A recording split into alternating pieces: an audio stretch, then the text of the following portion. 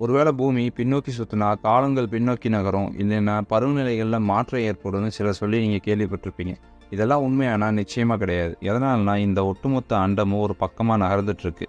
அண்டம்ன்றது நம்ம கற்பனைக்கும் எட்டாத அளவு பெருசு. அதில் ஒரு துகள் தான் பூமி. இந்த அண்டம் எந்த பக்கமாக நகர்ந்துட்டுருக்கோ அந்த பக்கமாக நம்மளோட சோலார் சிஸ்டமும் நம்மளோட பால்வெளி மண்டலமும் நகர்ந்துட்டுருக்கு.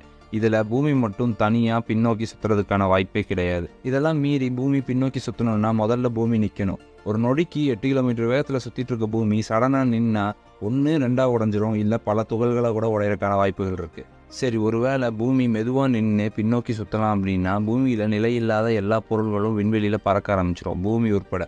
எதனாலனா பூமி ஒரு நொடிக்கு 8 கிலோமீட்டர் வேகத்தில் சுற்றுறதால தான் பூமியில் நிலையில்லாத எல்லா பொருள்களும் ஒட்டிக்கிட்டு இருக்கு.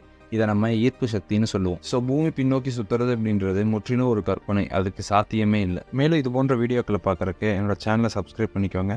மறக்காமல் லைக் அண்ட் ஷேர் பண்ணிக்கோங்க.